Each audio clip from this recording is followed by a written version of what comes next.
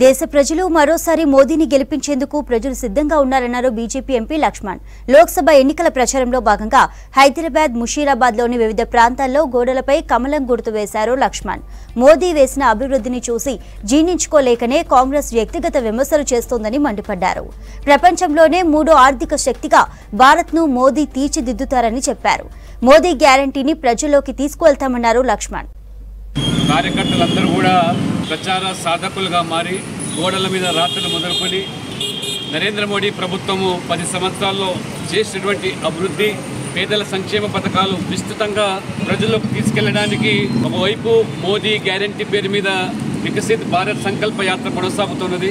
2,50,000 గ్రామాలు పూర్తి చేసుకొని ప్రజలు మోదీ గారి యొక్క అభివృద్ధి ఎజెండా, పేదల సంక్షేమ పథకాల పట్ల వారు మొగ్గు చూపుతో మూడవసారి మోదీ గారిని గెలిపించడానికి వారందరూ కూడా ఆసక్తి కనబరుస్తూ ఉంటే, కాంగ్రెస్ పార్టీ విపక్షాలు మోదీ గారు చేసే అభివృద్ధిని జీర్ణించుకోలేక వారి మీద వ్యక్తిగతమైన దూషణలకు పాల్పడుతూ ఇవాళ మోదీ గారి మీద ఉన్నటువంటి ఆక్రోషం, కోపం అంతా కూడా మరి వాళ్ళ ఆ భగవంతుడు శ్రీరాముని మీద కూడా వ్యక్తం చేస్తా ఉన్నారు. అయోధ్యలో భవ్యమైన రామమందిర నిర్మాణమై ప్రజలందరూ కూడా వారు ఎంతో 22వ తేదీ కార్యక్రమంలో మరి భాగస్వాములు వాళ్ళని వారు మరి తలపిస్తూ ఉంటే, కాంగ్రెస్ నాయకులు ఇవాళ అడుగడుగున ఈ రామమందిర నిర్మాణ విషయంలో అడ్డుపడ్డటువంటి వాళ్ళు ఈరోజు కనీసం ఆ రాముని యొక్క ప్రాణ ప్రతిష్ఠ కూడా పాల్గొనడానికి వారు సుముఖత వ్యక్తం చేయడం.